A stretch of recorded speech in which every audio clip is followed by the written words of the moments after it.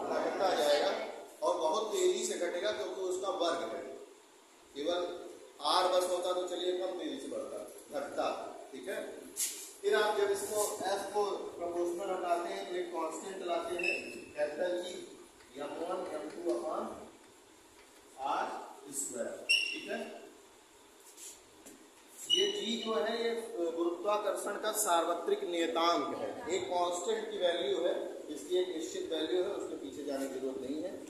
तो ये एक गुरुत्वाकर्षण का बल है, मतलब इस तरह से एक फार्मूला है।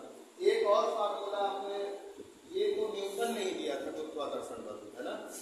ये कोई ऑब्जेक्ट है, उनके बीच में जो बल लगता है। एक और बल होता है जिसको न्यूटन का सेकंड लॉ कहते हैं। कोई बताएगा क्या है न्यूटन सेकंड लॉ? 3 लॉ पढ़े हैं ना गति के नियम। कितने लोग साइंस में हैं? फिजिक्स कितने लोग पढ़े हैं? क्या है फिजिक्स में? भूल गया क्या? न्यूटन के गति के 3 नियम है ना? पहला नियम जड़त्व का नियम, जानिए आप कंपटीशन देने वाले सब लोग जाएंगे अभी। जड़त्व का नियम कहता है कि कोई भी वस्तु अगर स्थिर अवस्था में है तो वो स्थिर ही रहेगी, गति की अवस्था में है गति में ही रहेगी, जब तक कि उस पर कोई बाह्य बल ना आरोपित किया जाए। जैसे आप जब एकदम पेट भर भोजन करके आराम से बिस्तर पर पड़े होते हैं तो आपको उठने के लिए बहुत अंदर से बहुत शक्ति लानी पड़ती है, चलो पढ़ लेते हैं। हालांकि ऐसा होता नहीं है आपके साथ, है ना? तो वो जो आप प्रयास कर रहे हैं ना उठने का कि जाऊं मैं काम करूं, वो एक्सटर्नल फोर्स है। आप जब आराम की अवस्था में हैं तो आप कुछ भी नहीं कर रहे हैं, लेकिन आपको कुछ करने के लिए आपको बल लगाना पड़ता है ना। ऐसे ही कोई वस्तु अगर जैसे ये डस्टर अगर स्थिर अवस्था में है ना यहाँ पे, तो ये अपने आप तो चल नहीं पाएगा, चल रहा है जब तक मैं इस पर कोई बल नहीं लगा रहा हूँ। ये है न्यूटन का पहला नियम गति का, जिसको क्या कहते हैं, जड़त्व का नियम, लॉ ऑफ इनर्शिया भी कहते हैं, है ना। इसका उदाहरण जैसे आपको समझाएं, जैसे मान लीजिए आप सीट बस पे बैठे हुए ना, मान लीजिए कोई व्यक्ति जो है बस पे बैठा हुआ है, ए नाम का व्यक्ति, ठीक है, यहाँ सीट पे बैठा हुआ है। अब जब आप बस की सीट पे बैठे होते हो तो आपका जो कमर के नीचे का भाग होता है वो सीट के साथ रहता है ना, और जो शरीर का ऊपरी भाग है वो कैसा रहता है, वो भी सीट के साथ ही है ना। मतलब एक ही सीट पे बैठे होंगे ना पूरा शरीर लेके, कुछ भाग एक जगह रख देते हैं, कुछ भाग अलग जगह रख देते हैं, पूरा भाग रहेगा। तो जब आप बस पे बैठे हुए हैं, तो जब आप बस चल रही है तो उसके साथ आपका पूरा शरीर क्या है, गतिशील है, ठीक है। लेकिन जैसे ही ड्राइवर ब्रेक लगाएगा तो आपका जितना भाग कमर के नीचे का भाग जो बस की सीट पे बैठा हुआ है वो तो बस के रुकने के साथ रुक जाएगा तुरंत, लेकिन आपके कमर के ऊपर का भाग, क्योंकि वो सीट पे नहीं स्थित है एकदम से, वो हवा में रहता है लगभग, तो इसी कारण आप क्या होते हैं, गतिशील रहता है आपका आगे वाला भाग, ऊपर वाला वो आगे की ओर क्या होता है, झुक जाता है या पीछे की ओर चले जाते हैं। तो ये उनका उदाहरण है। दूसरा नियम क्या है, उन्होंने कहा था कि किसी वस्तु पर जो लगने वाला बल है ना, उसके द्रव्यमान और त्वरण के गुणनफल के क्या होता है, समानुपाती होता है। ये तो यही तो महत्वपूर्ण बात थी। इसलिए मतलब बल जो है किसी वस्तु पे अगर लग रहा है प्रोपोर्शनल होगा उसके द्रव्यमान के और किसके, त्वरण के, ठीक है। तो ये त्वरण जो है वो सामान्य स्थिति की गति में लगता है, लेकिन जब कोई वस्तु पृथ्वी की ओर आकर्षित होती है तो उसके लिए ये त्वरण क्या हो जाता है, स्मॉल जी, जिसको क्या कहते हैं आप, गुरुत्वीय त्वरण। गुरुत्वीय त्वरण का मतलब ये है कि पृथ्वी जो है प्रत्येक वस्तु को अपनी ओर आकर्षित करती है। जैसे पृथ्वी के गुरुत्वाकर्षण बल के कारण ही हम लोग खड़े हैं, है ना, एकदम, क्योंकि वो हमको आकर्षित किए हुए हैं। अगर गुरुत्वाकर्षण बल खत्म हो जाए तो हम लोग एकदम घूमने लगेंगे। जैसे अगर आपने कोई भी हॉलीवुड की मूवी देखी हो जिसमें अंतरिक्ष में जाते हैं तो देखते होंगे वो स्पेस के अंदर वो उड़ते रहते हैं, मतलब स्पेसशिप के अंतर्गत उड़ते रहते हैं, है ना, वो अपने आप को बांधे रहते हैं किसी न किसी माध्यम से उससे, है ना। तो स्पेस में गुरुत्वाकर्षण बल नहीं है, जिस कारण से वहाँ पे लोग उड़ते रहेंगे। यहाँ है इसलिए हम लोग यहाँ पे हैं। गुरुत्वाकर्षण ही महत्वपूर्ण कारण है जिससे कि पृथ्वी पे वायुमंडल है, क्योंकि वो गैसों को आकर्षित किए हुए है। अगर ना होता तो गैसें बाहर चली जाएंगी, फिर आपको जीवन ही नहीं है। तो ये चीज जो है क्या है, गुरुत्वीय त्वरण, ये जो है ये गुरुत्वाकर्षण का नियतांक, ठीक है। तो दोनों ही बल है, ठीक है ना, दोनों ही क्या है, बल। तो F बराबर इतना है, F बराबर इतना है, तो ये वाला पोर्शन इसके बराबर हो जाएगा। F बराबर F इंटू जी है, इधर F बराबर इतना है, तो जब F ही F है तो ये भी इसके बराबर होना चाहिए। तो इसको आप इस तरह से लिख सकते हैं,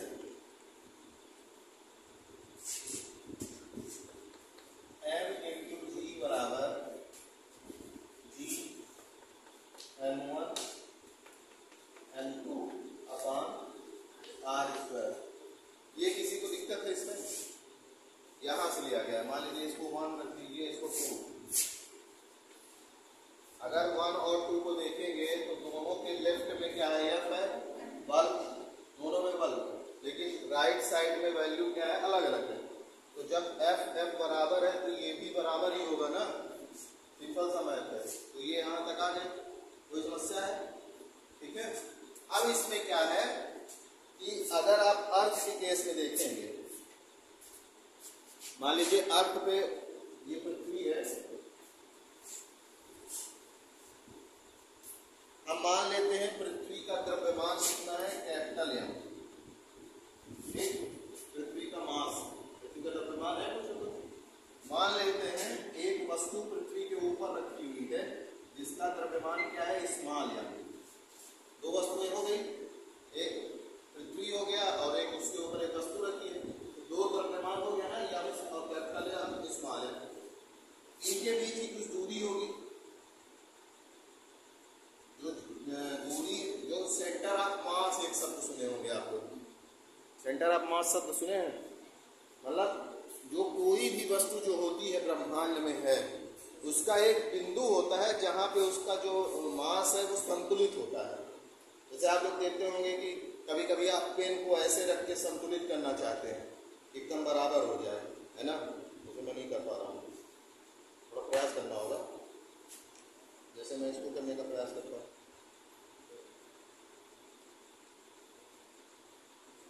देखिए ये कैसे हुआ, क्योंकि मैंने उसके सेंटर ऑफ मास पे जो है उसको व्यवस्थित कर दिया, ठीक है। तो सेंटर ऑफ मास मतलब कि उस स्थान पर उसका जो वेट है वो इक्वली क्या होता है, डिस्ट्रीब्यूट हो जाता है।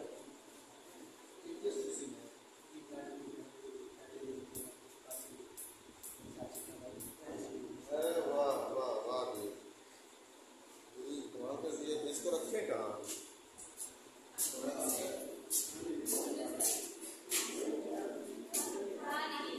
अरे नहीं,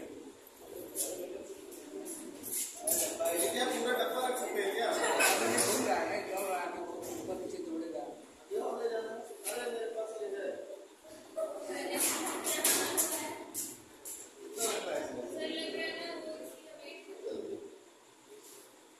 कोई और खाना चाहेगा?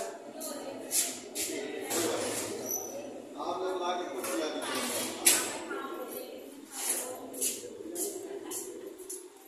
तो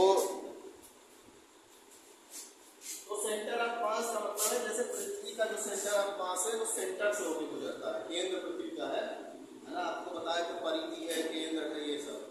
तो यम कोई वस्तु है और यम कैपिटल एम पृथ्वी का मास है ना। तो इस यम को क्या करेगा, पृथ्वी जो है इस छोटे से वस्तु को पृथ्वी अपनी ओर आकर्षित करेगा, तो वो आकर्षण ये वाला है ना, एक आकर्षण बल जो बल लगता है वो ये वाला, तो यहाँ पे स्मॉल यम कहते हैं, क्यों, क्योंकि वो वस्तु क्या है, पृथ्वी की ओर आकर्षित होगी। आप जब कोई वस्तु ऊपर से गिराते हो नीचे, आप छत पे चढ़िए, अब खुद को मत गिराइए, खुद भी गिर सकते हैं लेकिन वो सुसाइड कहा जाएगा। लेकिन आप कोई वस्तु लीजिए, मान लीजिए 1 किलो का आपने एक ईंट ले लिया, उसको आप गिराएंगे, उसका द्रव्यमान है 1 किलो। गुरुत्वीय त्वरण जो होता है उसका मान लगभग हर जगह हालांकि बदलता रहता है उसका दूरी के अनुसार, लेकिन वो 9.8 मीटर पर सेकेंड होता है।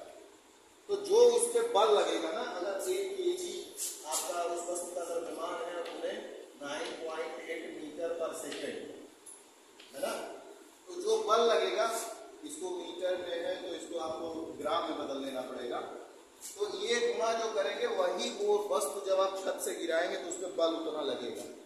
क्यों बल लगेगा, क्योंकि पृथ्वी आकर्षित कर रही है। और समझ में आ रही सबको कि नहीं?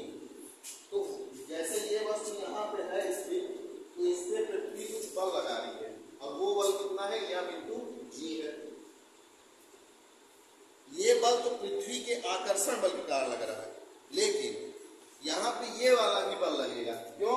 क्योंकि दो वस्तु हैं, इनके बीच की कुछ दूरी है, वो आर है, तो एम पृथ्वी को, ये वाला छोटा सा वस्तु पृथ्वी को आकर्षित करेगा, पूरी पृथ्वी इसको भी आकर्षित करेगी, मतलब दोनों के बीच में भी आकर्षण का एक बल काम करेगा।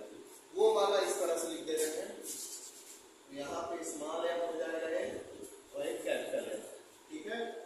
आज समझ में आएगी नहीं? अब क्या होगा कि स्मॉल स्मॉल कट जाएगा, कट जाएगा नहीं। अब क्या बचा आपके पास, स्मॉल जी बराबर capital G M upon R square. अब हमको ये बताइए आप कि पृथ्वी का जो मास है, द्रव्यमान, वो स्थिर है कि बदलता रहता है?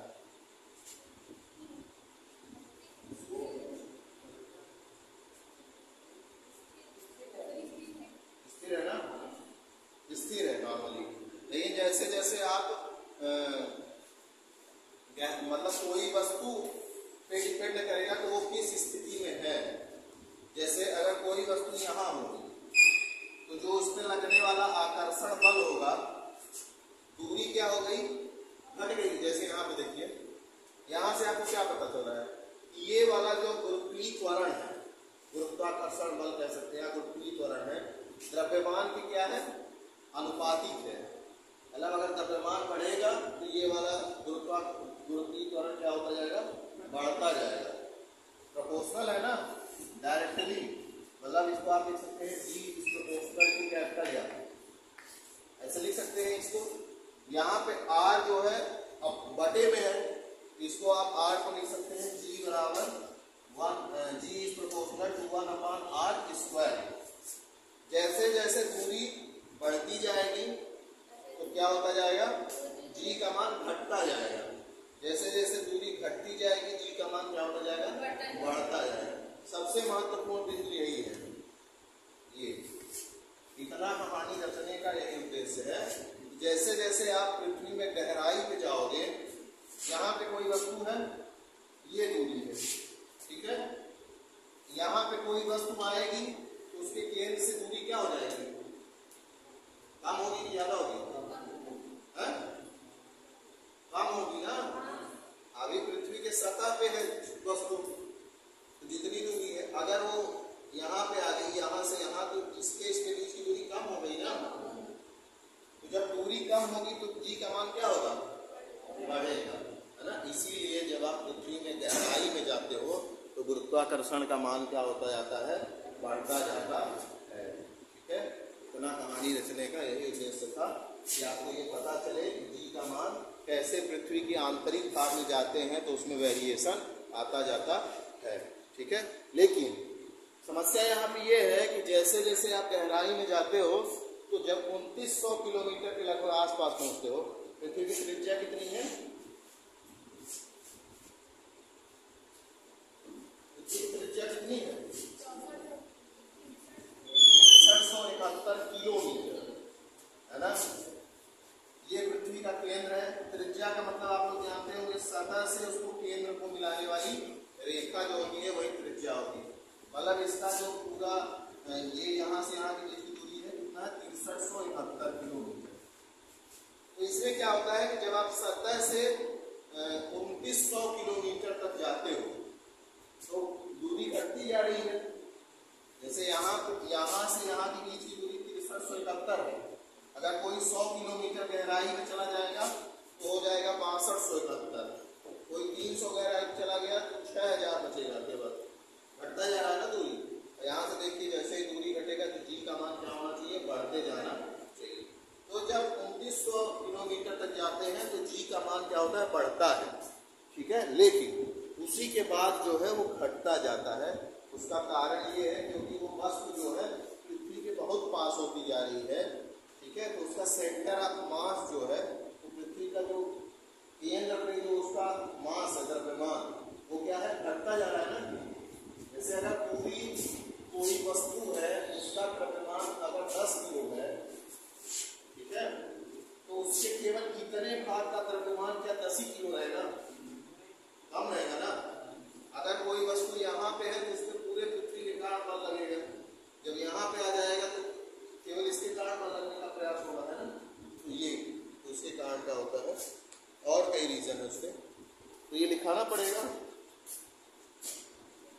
लिख लीजिए एक लाइन, खाने में चला जाएगा। ये सब लिख लिए है ना, इसको लिखिए जल्दी से, इधर से लिख लीजिए, काम आएगा।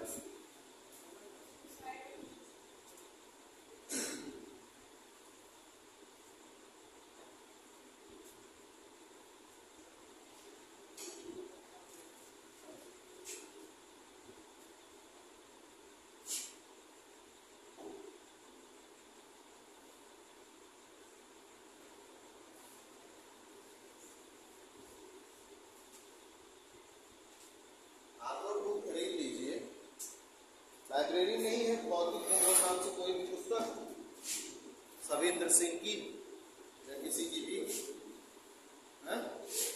लाइब्रेरी को गया तो पता करने कौन सी बुक है, माजिद हुसैन है क्या, मुझे थोड़ा बुक रहा है। लाइब्रेरी में कोई बुक नहीं है,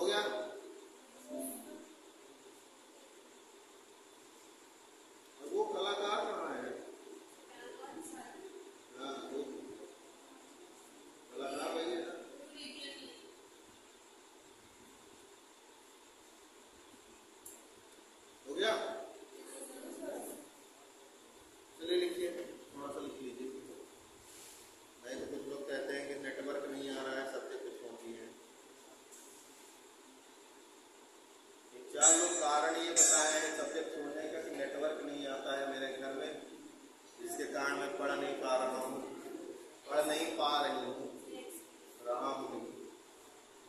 तो इसलिए आप लोग लिख लीजिए, नहीं तो आप भी लोग जाने लगेंगे।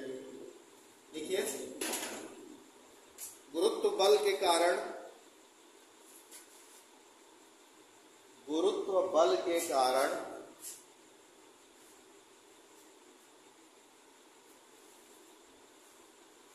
पृथ्वी की ओर आती हुई प्रत्येक वस्तु का, गुरुत्व बल के कारण पृथ्वी की ओर आती हुई प्रत्येक वस्तु का वेग बढ़ता जाता है, वेग बढ़ता जाता है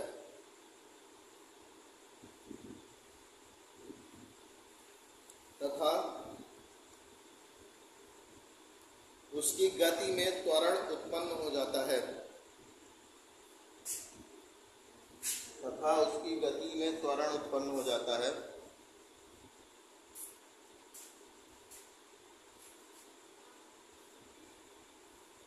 गुरुत्वीय त्वरण का मान पृथ्वी के विभिन्न भागों में भिन्न भिन्न होता है।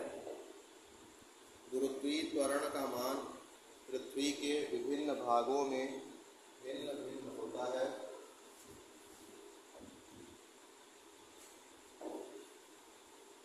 पृथ्वी के विभिन्न भागों में भिन्न भिन्न होता है क्योंकि इस पर पृथ्वी की घूर्णन गति और उसके आकार का प्रभाव पड़ता है। घूर्णन गति और उसके आकार का प्रभाव पड़ता है। जैसे आप लोगों ने सुना होगा कि जो ध्रुव हैं, पृथ्वी के जो ध्रुव हैं, उत्तरी ध्रुव और दक्षिणी ध्रुव, है ना, वहाँ क्या है, वो चपटे हैं थोड़ा, तो उनकी केंद्र से दूरी क्या है, कम है। तो पृथ्वी के ध्रुवों पर गुरुत्वाकर्षण बल सबसे ज्यादा है, ठीक है ना, ये एक फैक्ट है। जैसे जैसे आप विषुवत रेखा से ध्रुव की ओर जाएंगे, विषुवत रेखा मतलब समझ रहे हैं, पृथ्वी के बीचों बीच केंद्र से ऊपर एक रेखा जाती है जिसको विषुवत रेखा कहते हैं, जो पृथ्वी को दो भागों में बांटती है। जिसके उत्तर की ओर यहाँ पे उत्तरी ध्रुव है, दक्षिण की ओर दक्षिणी ध्रुव है ना। यहाँ पे ये ध्रुव क्या है, चपटे हैं, गोलाकार नहीं है, चपटे हैं। चपटे होने के कारण यहाँ के बीच की दूरी क्या हो जाती है, कम हो जाती है। जब दूरी कम हो जाएगी तो गुरुत्वाकर्षण बल का मान ज्यादा हो जाएगा, है ना।